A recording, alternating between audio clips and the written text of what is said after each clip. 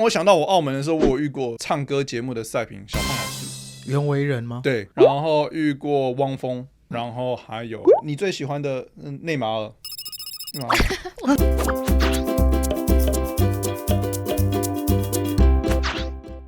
好，大家好，我是小 P， 欢迎来到小 P 观察室。在我旁边的是 Ruby。今天我们要来聊一个议题，就是知名的职业扑克牌手。如果打扑克玩家，应该就是会有那种，比如说如果以台湾玩家，可能有一些人就会把你当作是偶像，对，朝那个方向前进嘛。是。然后如果是以全球来讲的话，可能就是一些比较知名的职业扑克牌手。然后今天我们就是来聊聊这一些，然后就是关于你本人比较喜欢的方向。在聊这些之前，我们现在聊一下，就是你以前还没打扑克以前，因为大家都会经历过那个年轻时期有一段追星的时期嘛。对。那你在年轻时期追星的时候，你有喜欢什么偶像吗？哦，你知道啊。陈慧琳啊，真的假的？陈慧琳啊，陈慧琳不是，那是因为你那个女友长得像啊。你有去看过陈慧琳的演唱会吗？有哦，真的可以说是在台湾好像有一次，好像。陈慧琳之前是在台湾发展哦。她不是啊，我忘记是哪边有看过。然后我去过现场演唱会，不知道是在高中还是高中之前，我也忘记。啊，你就只有喜欢过她？还有一对女子，然后是俄罗斯的，反正也是莫名其妙。俄罗斯的女团体，两个女的。在台湾有发展过吗？有在台湾办 CD 的签名，然后我记得是在一个那个时候是叫什么唱片行啊？好像是玫瑰还是哪一个？我那个时期是玫瑰，好像是玫瑰，忘记很久很久以前，好像高中的时候，那一个演唱会不是只有他，是有好像有5到10个明星，然后他是其中的一个环。到底叫什么名字啊？我有点忘了，但我真的完全没有印象，台湾有任何就是俄罗斯女子团体，不是台湾的啦，是来台湾演唱，他来巡回演唱啦，不是台湾的哦，就是他是国外的哦，是国外的啊，你以前就是这样崇洋媚外的哦。陈慧琳算崇洋媚外，他香港的，陈慧琳也不是台湾人，香港的，对，你还有看过谁的演唱会？没有。哦，你就不喜欢台湾的？而且我对演唱会没有什么太多的好感。我记得那时候是站着的，没有，不是坐着的哦，是那种很像一个专场，那叫专场。然后就很多人啊，然后很挤。那如果现在要讲的话，就是还有喜欢的偶像明星吗？我的直觉是没有哇，真的是开始打扑克以后就没有个人兴趣了，跟这个就是娱乐圈脱节。对啊，我现在连电影都比较少看。那好莱坞演员讲一个你最喜欢的。布莱德比特。哦，好了，那最后问一个好了，你应该有比较喜欢的 YouTuber 吧？不限扑克圈，就是现在线上的 YouTuber。我只知道你喜欢1+1啊，你之前讲过。哦，对，他们的年纪跟我蛮近的，但是我觉得喜欢不是说他一定每一部片我一定会全部都看或是看完，因为我还是会挑一些题材是我觉得有趣的。那你最喜欢或是最欣赏的扑克 YouTuber？ 那我觉得就是，如果大家觉得这个 YouTuber 的点阅率够高，或者是影片够好笑，那我觉得以近期的讨论度最高，那就是吉祥嘛，这是确定的嘛，这是没有人会否认，因为他现在的最近的企划是点阅率高，然后大家觉得好笑，那我觉得他就是现在当红的一个人。对，但我觉得这种东西就是长期来讲，就是每一个扑克玩家在做 YouTube 频道的时候，这段旅程中一定会有高高低低嘛。我也有我高光的时候，比如说我赢了一个什么东西，或者是我怎么样，会有一个影片特别爆。但除此之外的话，他重点是他后面的规划，跟他有没有持续做对的方向的东西，那我觉得才会是一个差别。但我觉得他最近做的这个真的很不错。吉祥这个很爆，但你最近那个荷官那支也蛮爆的啊。是啊。对，而且你自己不是很喜爱吗？是啊。还没看过去看荷官那一集。可是我先问，我觉得很好奇，就是你刚开始打扑克的时候 ，YouTube 有很兴盛吗？没有。这算实力的问题。我打扑克的时候是2013年的时候。我很好奇，就是因为现在大家可能追扑克的明星，可能都大部分是用 YouTube 追嘛。对啊，你那时候是靠什么在追这些？就你不会追，就是你会看到，如果说有一个赛事，有一些媒体会报道，不管是线上或是现场的比赛，然后会讲到哪一个人，会对一个人物介绍，甚至那时候都会有杂志，我这边还有很多杂志，会有一些专访。对，现在都没有人在拿杂志了。比如说，我就印象最深刻的就是世界上前5个从线上赢到500万美金的5位玩家，其中3个是我认识的 ，Chris Moman， 然后另外一个是西班牙的，他要打传奇扑克，我不知道他名字怎么念，然后另外一个是我知道他的线上的名称，然后我记得我之前影片有做过介绍他，一个很年轻的，比我还小一个小弟弟，他是欧洲的哪里人，我有点忘，但我有他的 Facebook 好友，他可能从10几岁打到20几，就超过10年，然后每天都在打。然后还有一个是英国的牌手，他前几天要来台湾打一个系列赛，APT 他有来，他也是线上打的，就是我看过样本数最多啊，我记得他的线上的场次超过9万场。那我是以打现场为主，跟线上的话，线上我的场次大概2万场。台湾有线上锦标赛超过5000场，基本上应该是没有人了。1万场的应该是确定没有了。所以我线上打到2万场，你说多吗？我觉得不多，但是以台湾来讲，或者亚洲来讲，算是很多的。当然，可能还有一个中国牌手就是赵薇嘛，赵薇是我之前在亚洲有跟他打过团队赛，我们有拿过冠军。他也是一个跟我很像的一个扑克直男。就是除了扑克之外，大概没有什么其他的兴趣跟在做的事情。所以这几个人都有一个明确的特色，就是他们打的量都非常的多，然后他们是无时无刻不是在打扑克，就是在去打扑克的路上。那你还记得你接触扑克圈第一个认识的现在比较知名的职业牌手是谁吗？因为那个时候没有什么媒体，比如说那时候我们去澳门打牌的时候，可能看到就是什么 high stakes poker， 就是可能就是他讲的 Phil Ivey 啊、康总这些，但实际上这一群人你会知道他是因为他有上电视节目，那大部分都是欧美的节目嘛，所以不会有亚洲的牌手，或者是亚洲你会认为是好像大家都应该要知道他很有名，其实没有这样子，因为也没有这样子的媒体跟平台去曝光他们。但这些人你在现场都有遇过，就是打过？会啊，去美国就会遇到。那有谁是看到本人，然后可能有跟他聊到天什么，觉得他本人的亲和力是不错的？就是可能聊一些扑克赛事的体验，或者说，我说我上次第一次去哪个地方打比赛，我觉得很糟，然后就会聊一些扑克赛事，或者是扑克圈的议题，或者是谁欠谁钱，或者谁跟谁有什么争议，大家就聊这种茶水间话，不是茶水间，就是全世界在讨论的话，就是谁跟谁有什么欠钱的纠纷，为什么会欠钱，为什么会借钱，就是聊八卦的概念，就是当时的议题这样。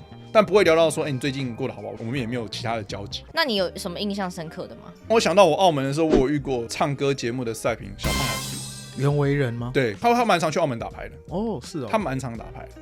然后娱乐玩家，然后遇过汪峰，然后还有你最喜欢的内马尔。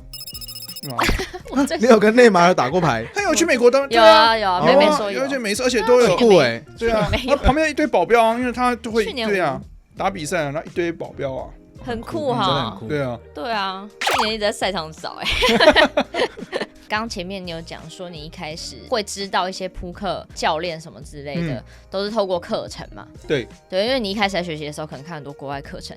那你有没有什么你自己看过的国外课程是你很推荐的？应该是所有课程我都会推荐。如果说你想要成为这一个领域中最厉害的人，基本上你所有东西你都要看过。所以就是你只要找得到现在线上最大的几个平台，就从那几个平台。现在真的扑克课程那么多的话，大部分人可能也没有办法每一堂课都买啊。因为其实现在我自己是感觉他们有一个所谓一整套的完整的东西。我觉得扑克是一个很新的专业领域嘛，他没有办法透过一个我知道谁有出什么课程，那我只要去找这个人，我就可以整套学完，没有这种东西。所以我觉得很可惜的就是，我觉得扑克变成是大家都东学一点西学一点，然后尤其是电脑软体发明出来，也有最近这5年10年的事情啊。所以那个时候开始有什么 AI 出来，然后单挑的机器人的单挑能力很强，也都是最近这5到10年内的事情。这个游戏历史是很久，可是在以前之前都是一个未知，大家都是靠感觉来打牌，不会打是真的不会打，然后会打其实也没有很厉害。那现在这种软体出来了之后，变成是要获得资讯很容易，但是实际上要去验证或者是把它系统化去教学，它其实才是很困难。这也是为什么我们在做教材，就是因为市面上现在没有这种东西啊。那如果说撇除系统化这件事情，如果照你讲的话，应该说国外大部分的课程都是可能针对某个议题，你去查就有办法学这个议题，可是它不是系统化。对。那你自己有看过什么？就是比如说你自己遇到什么问题，然后去查，然后看到什么课程是针对某个议题做得很好的吗？其实这些课程出来的逻辑，应该是说它都是透过每一个现有的软体去做的一个验算，然后它根据这个结果来做一个原因的说明。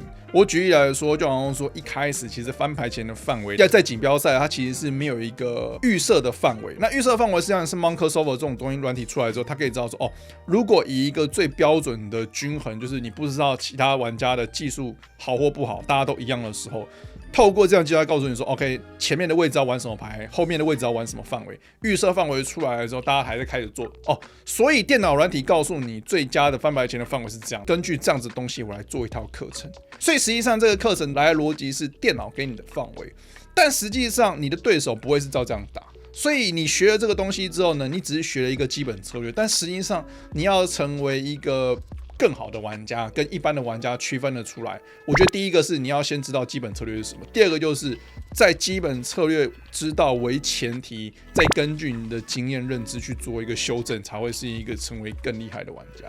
所以在我以前的时候，每一个人都有他的专业，比如说他擅长打单挑，他擅长打6人桌，他擅长打锦标赛，他擅长打决赛桌，他觉得这个 ICM 他研究很多，他有他的专业跟领域，只是因为他特定的主题，他去探讨的知识够深。可是其实没有一个人他可以说我所有东西都学过，我所有东西都很强，我可以一个人把所有的主题都写完，至少大部分是没有这样子的能力。尤其是扑克的种类跟类型太多变化，所以其实它最难的就是我在这边讲的这个东西，可是实际上现金桌跟锦标赛又不一样，单挑跟短筹码跟深筹码又不一样，所以你会在这边学到一个知识，它可能通用，可是它又不完全一样。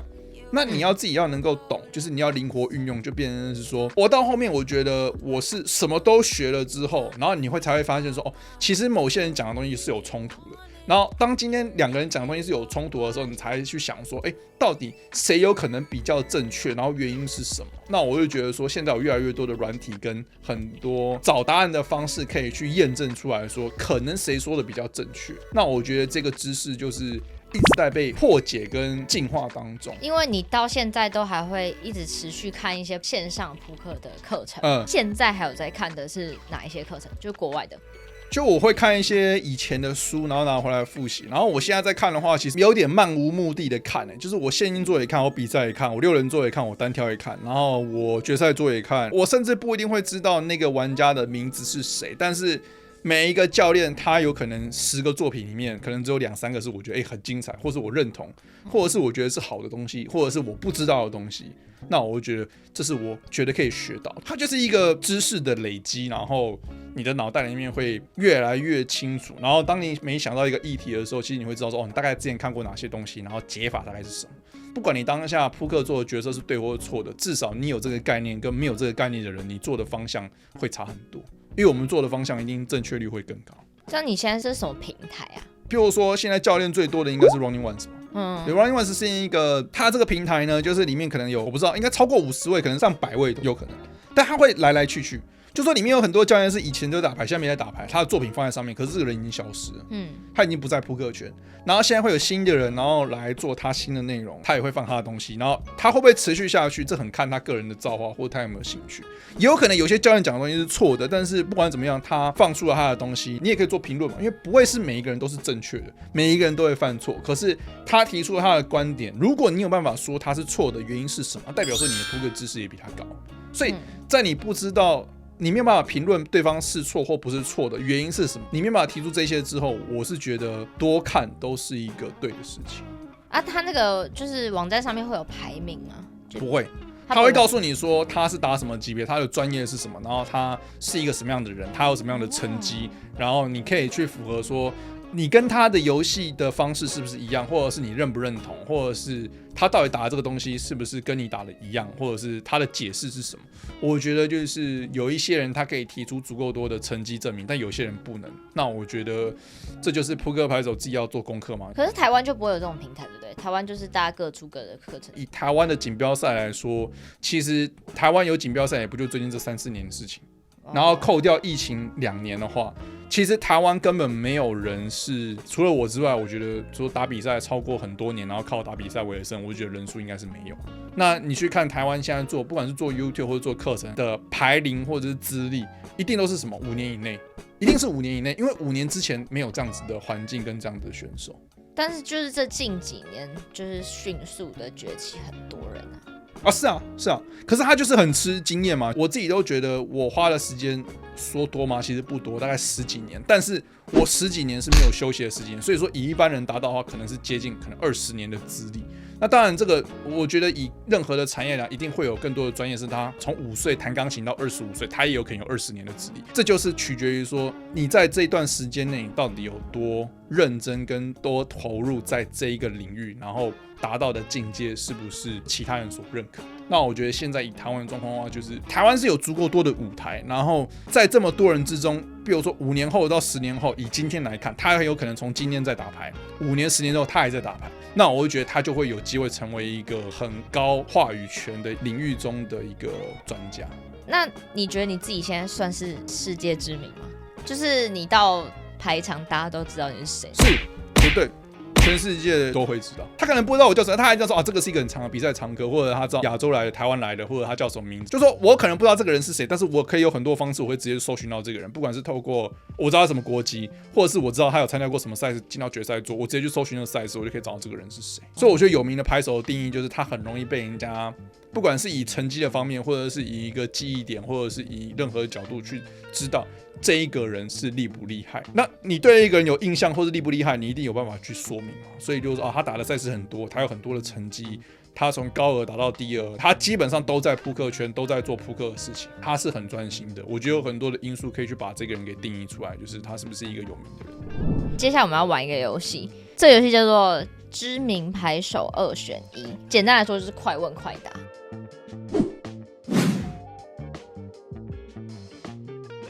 第一组 Daniel Negreanu、Phil Ivey、Daniel Negreanu、Phil Hellmuth。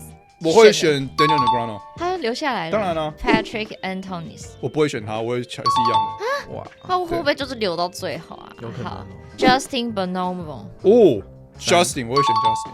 打败了 Daniel， 他是新的玩家，很有成就。Daniel Negreanu 是比较老派，可是他以扑克的学习跟整体的成就来讲，我觉得他是以新人的角度会比他厉害。哦，就是后起新秀的感觉。对对。Eric Sado， 不会选他，他太老派了。Feder Holtz， 我会选 Sean Deep。Justin。Bryn Kenny， 我不会选他。San Savero， 还是选 Justin。Danny Tan。Danny 是我朋友，对，但是我就以成绩来讲的话 ，Justin Bonomo 一定是他赢过太多弯转，他赢太多了，我必须要持续投给他。再来一个经典的Johnny Chen， 我不会选 Johnny Chen， 我会选 Justin。Stephen Chweik， 我还是会选 Justin Bonomo。Jason Koon， 这个有得比哦，这个有点难。这个也是后期新秀，因为我看到小 P 就桌上就摆了一本 Jason Koon 封面的杂志。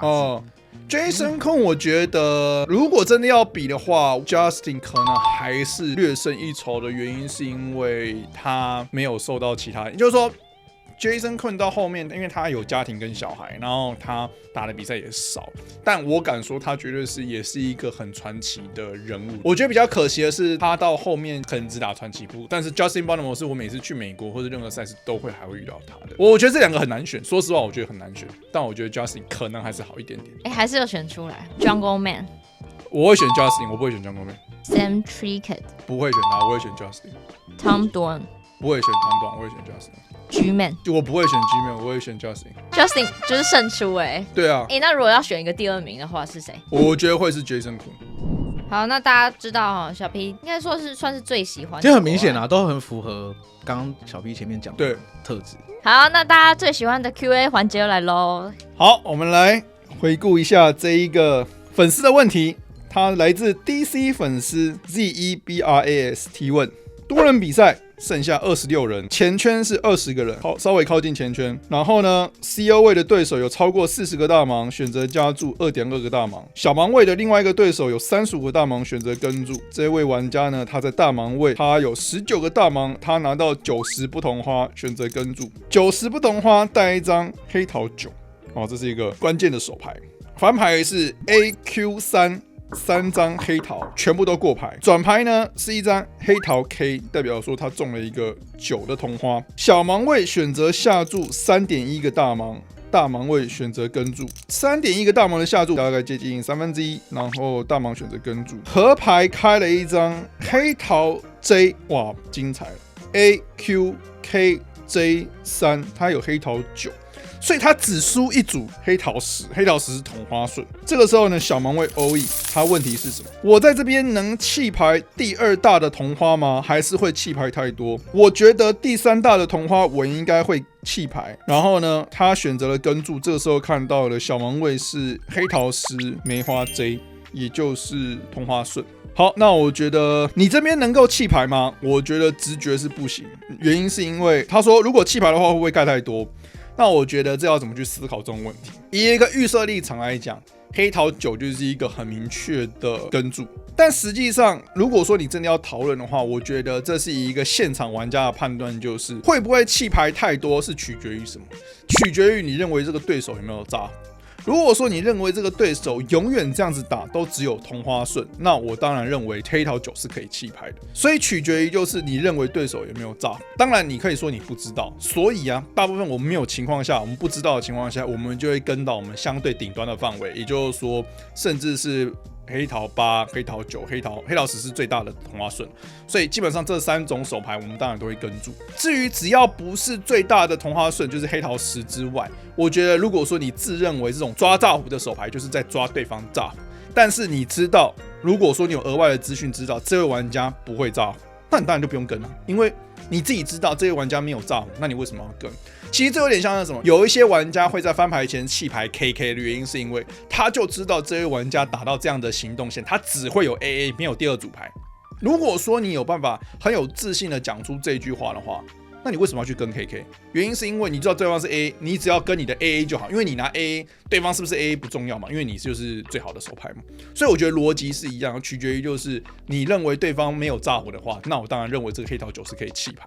所以我觉得你的问题跟这个后面的这个回复，我觉得这个就是预设策略一定是跟住。那如果说你有额外的资讯知道他不炸，那我觉得你可以考虑弃牌。所以这手牌在我没有资讯的情况下，我都会建议是跟住。那你也选择了跟住，我觉得没有错，只是你今天输了。因为今天如果换一个角度来讲，你的牌跟他的牌交换，我认为这个对手也会全部都输给你嘛。所以长期来说，这个不会是一个明确的优劣势，好像说你打得不好或者他打得好，我觉得不会。这就是所谓的 cooler， 就有点像是你是 AA， 他是 KK， 那就是谁拿谁输嘛。我觉得这个不是一个技术上最大的一个分界点。好，以上就是这一集的小 P 观察室，我是小 P， 记得要订阅分享我的影片。旁边是 Ruby， 拜拜，拜拜。